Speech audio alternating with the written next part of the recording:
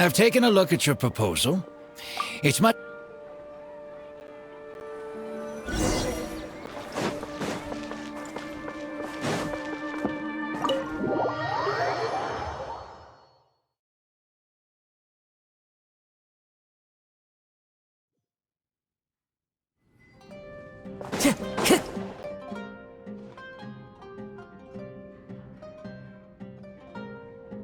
Taking this commission was truly the worst decision ever. Oh, hey.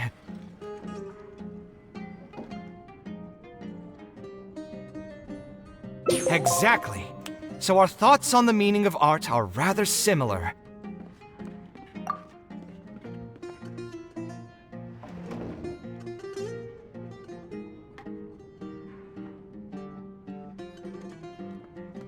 Sounds great to me. I don't even want to think about this project anymore. But what should we do? It's probably not a good idea to just drink until I pass out here.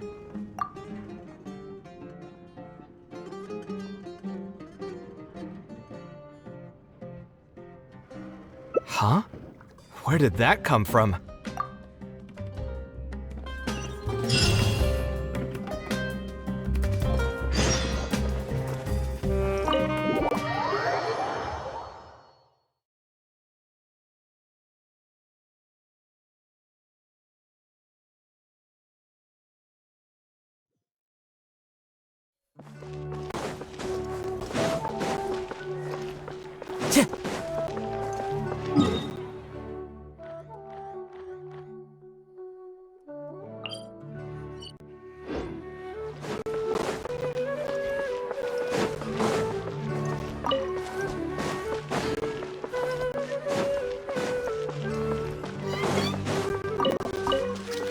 Time to go.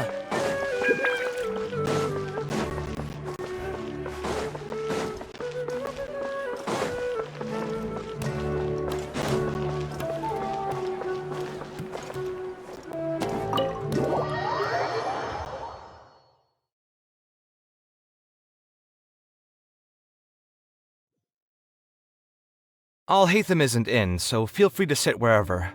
I'll bring out the box.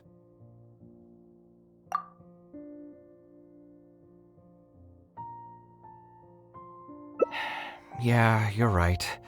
Although I was hoping to find some words of wisdom from my mother, if I stop and think about it, her words may not be the advice that I need to hear right at this moment. Everyone's life journey is different. Traveler, you've visited many lands and met many people, so I'm sure you've run into situations where some advice wasn't exactly suitable for the situation at hand. Ah, I just got an idea though. If I want to rekindle the creative passion that I had before, instead of trying to unlock an old notebook, why don't I take a walk around the parts of town that had changed my life? What do you think?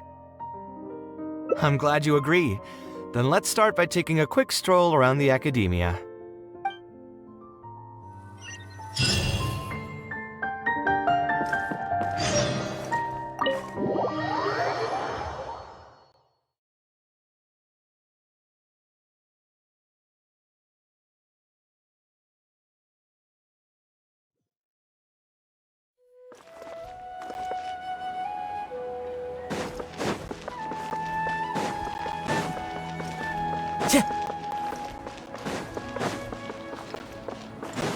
Time to go.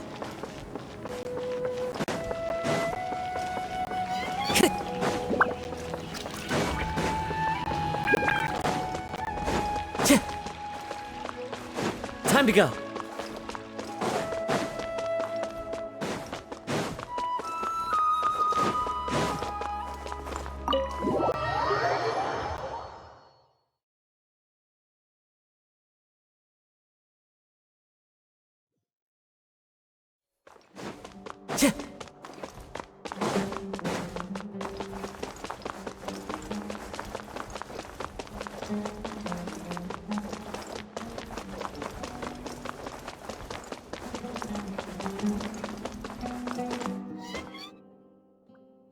Of all the places in the academia, I remember this one most.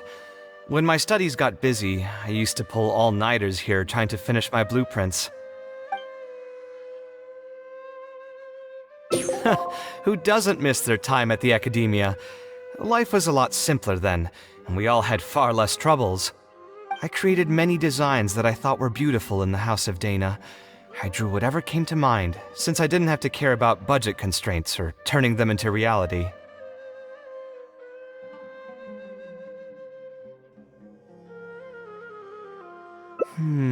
If I had to give a reason, it'd probably be because I like the ambiance here.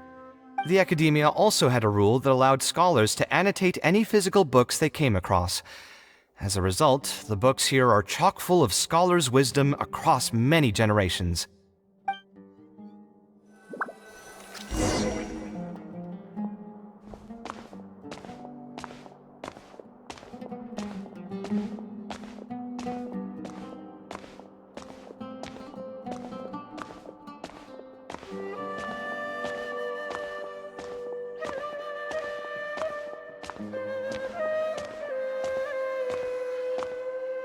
Oh, here, this is a great example. This book, History of Ancient Sumeru Architecture, contains some analysis that I did many years ago. Huh? Why is Alhatham's handwriting also in here? When did he ever read this book?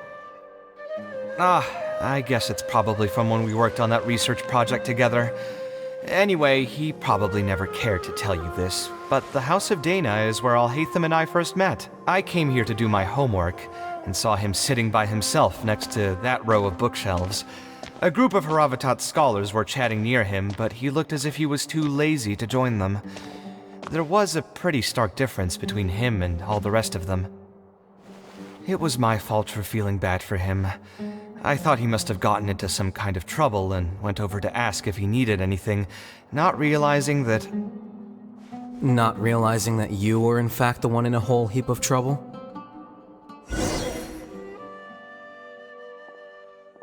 Alhatham? Why are you here? The House of Dana is a public space. Anyone can come here, no? But shouldn't you be at the records room at this hour? You're not here to watch me make a fool of myself, are you? You think I would derive amusement from watching you fall into depression over your life's various troubles? If that's the case, then I suppose I must have been entertaining myself for years. I came here to pick up a few files. If your voice hadn't managed to get through my soundproof earpieces, I probably wouldn't have noticed you. All right, I admit I was probably overreacting just now.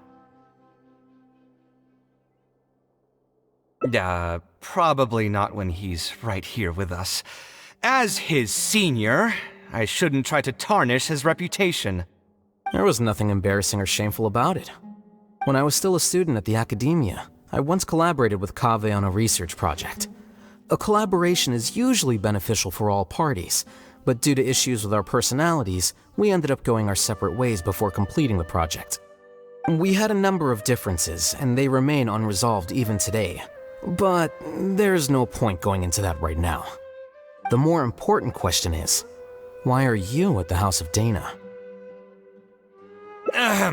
As a senior scholar, isn't it my responsibility to offer my friend a quick tour and explanation of the academia's architecture? I see. Then let me guess. Your next stop will be the pavilions around Razan Garden? Our famed architect sure loves showing off that corner to all his friends. Oh, and Kaveh, a lot of the books you annotated have been moved to the innermost section of that bookshelf over there. You'll have to dig them out yourself if you need to find them. Huh? But why would you know that? Don't tell me you finally had an epiphany and realized that there's great virtue in respecting your elder's work. Sure, if that will give you some self-confidence. Leave any words of thanks you may have to the ex-Grand Conservator. The last time he was here, he was complaining that he had received reports from current students. The main grievance being that the annotations are too long and difficult to read. As a result, the books you annotated have been moved to the back shelves. What? But all of my annotations were extremely important. Instead of reporting me, they should have been thanking me for my service. The notes that I took, They couldn't have asked for a better analysis of those books. Okay, just you wait. I'm going to fix this right now. I'll dig all the books out and return them to the proper shelves. Oh, we'll wait. Anyway, you were about to say he's feeling a bit down?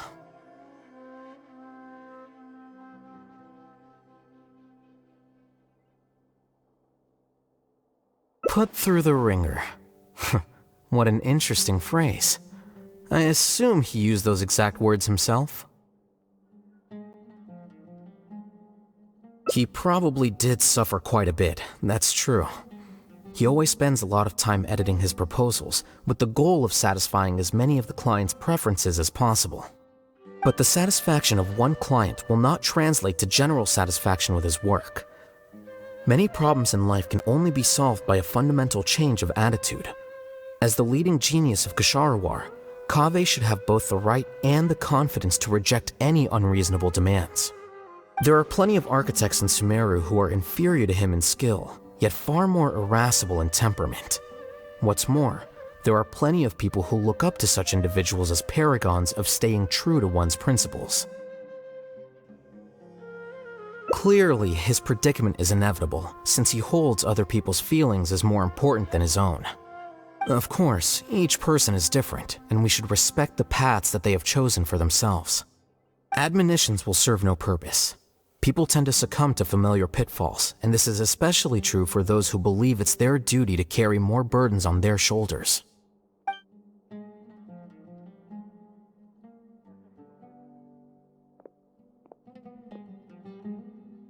Looks like you were having an enjoyable chat while I was gone. Were you talking about me by any chance? What do you think? What else is there to talk about? Surely no one would be interested in talking about the files that you were browsing through earlier. Anyway, you should take a look at this. Look at this comment on page 82. Dear Kaveh, thank you so much for annotating this book in such detail. It was a great help to me. See that? Now that's how a student should treat their seniors. And it looks like you're already in a much better mood now. It really doesn't take much to make you happy, huh? Me? Happy? I'm mocking that retired blockhead for being so full of himself. He understands nothing about the true beauty of architecture. When I can find some time, I'll have a serious talk with him about making sure these books are put where they belong. Why don't you just move all the books yourself? It's not like he hasn't cursed you out before. What was that nickname he gave you while you were in the academia? The Urchin of Kshatriya? Kaveh had a habit of scribbling and writing in all kinds of books. Hey! You didn't need to bring that up. At least not when I'm still standing here. Oh, actually, I also found a really old sketch in one of the books over there. See? Doesn't it remind you of something?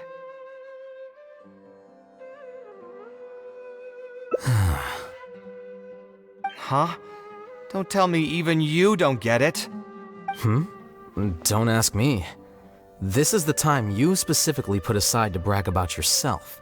Feel free to hoard all the spotlight you want. You... In that case, allow me to explain. Although this sketch is a little abstract, you can plainly see from the road plans that this was an original concept for the expansion of Port Ormos. We can also plainly see that the designer was a huge fan of this project. It's the project he loves to talk about the most, second to the Palace of Alcazarzaray. If I don't keep bringing up the neat projects that I've done, how would anyone know that I was the one who did them in the first place? There shouldn't be any complaints about Port Ormos. If I remember correctly, the construction process was very smooth, everything was made ready ahead of time, and there were very few safety concerns. There are indeed no records of any complaints about this project. A most impressive achievement. See? What did I tell you? Come on, let's take a stroll through Port Ormos next. I'll tell you all about the designs I made for the place. No need. It's almost time to clock out for the day, and I don't intend on bringing any unfinished work home. Suit yourself. It's not like you know how to appreciate artistry anyway. Let's go, traveler. I'll take you to Port Ormos.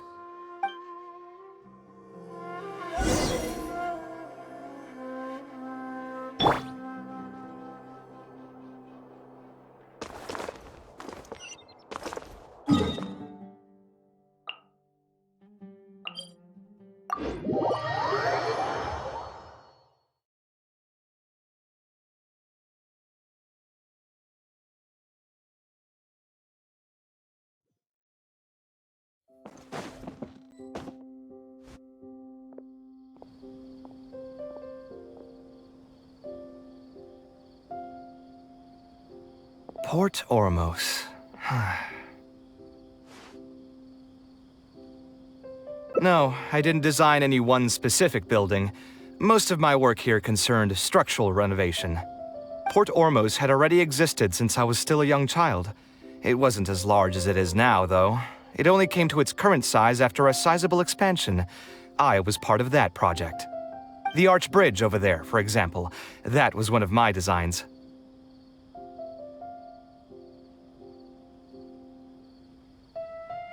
When I was first tasked with the project, I decided to reference the growth patterns of nearby trees to split Port Ormos into 2 levels. My goal was to improve the overall utilization of space. We ran into a lot of issues during construction, but thankfully, we were still able to achieve the original vision. Residents can now behold all the ships entering and leaving the harbor from the vantage point of the bridge, while visitors can recognize the site of Port Ormos from a long ways away. I was still young and new to the trade back then. I could hardly believe that an idea in my head could become reality and remain in the world for many years to come. The true cornerstone of the creative process. The point about the design that will be ultimately used to judge its true worth. It was the first time that it became crystal clear in my mind. Once built, a building will continue to stand. Countless people will see it, and countless more will step inside it. Its final worth, whether it's good or bad, will be assessed by the countless generations of people that interact with the building during their lives.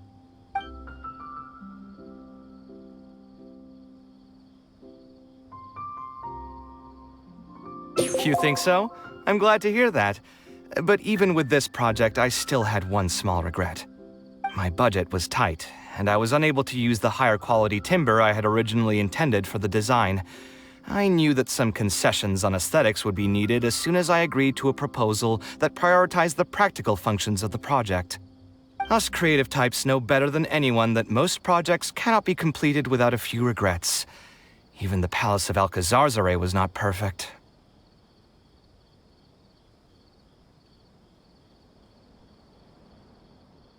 Yeah, you're right. I should learn to look toward future opportunities, and believe that any regrets I have can be overcome in time. We've spent long enough here. There's still one last place I want to go, but it's a little far. Would you be interested in a quick trip to the desert? Great. Most of my projects over the last few years have had something to do with the desert, partially because there's a special place there that I often visit. This is a rare opportunity, so why don't you come along and see it for yourself? If you ever feel down, maybe you'll be able to go there and feel better too.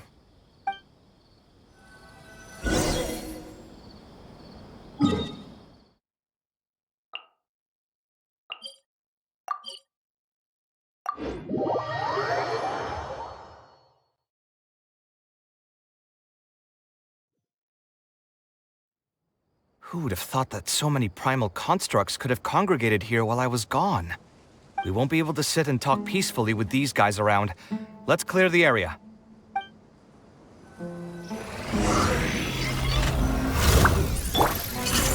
Gather! Come at me! Ha! Ha! Ha! Tuh!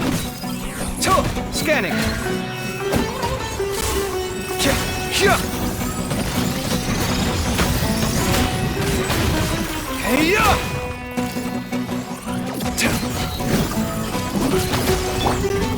Into the wind.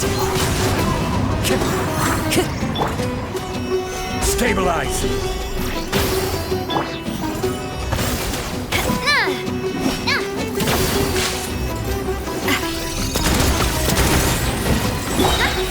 One with nature. Order guide you. Kaveh!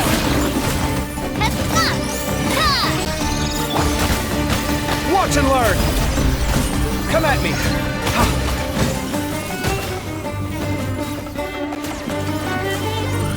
Clear. Solidify.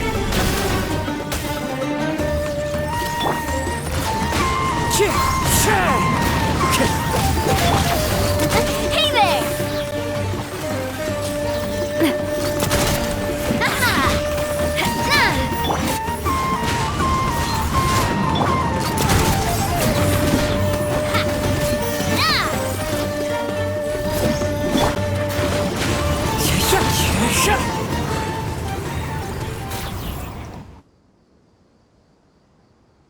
Isn't this place great?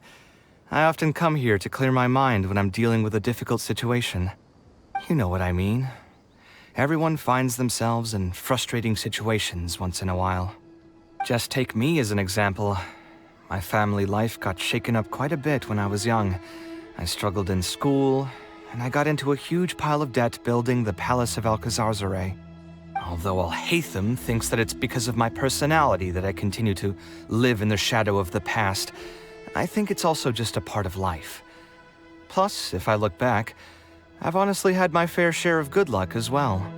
You could probably say I've followed in the path of my mother. Like her, I've gained a name for myself as an architect, built something that's seen as my magnum opus, and found many projects that others have entrusted to me to finish.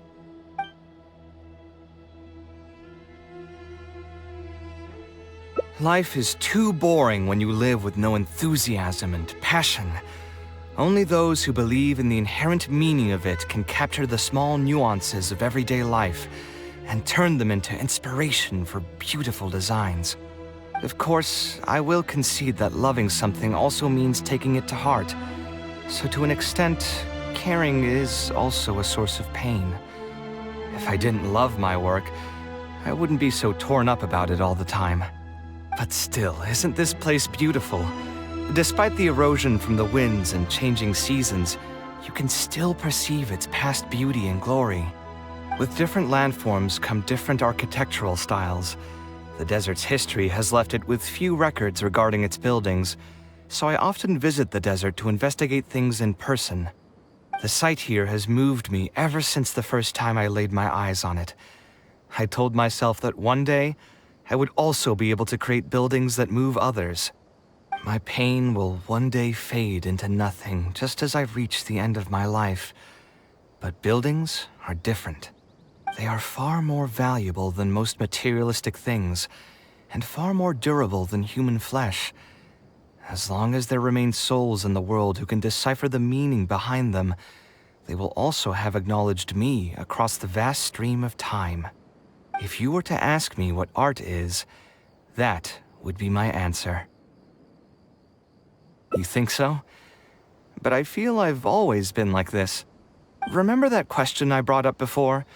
The one about whether I should see art as a divine gift of inspiration from the gods, or as a product of my own existential struggle.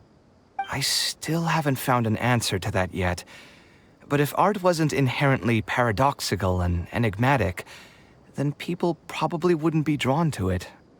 Those who pursue art will be unable to avoid the pain that it naturally brings. Will often be floating on cloud 9 one second and sinking in a mire the next. I'll try gathering my thoughts again once I've found a way to define art in the first place. In any case, thank you so much for listening to everything I had to say.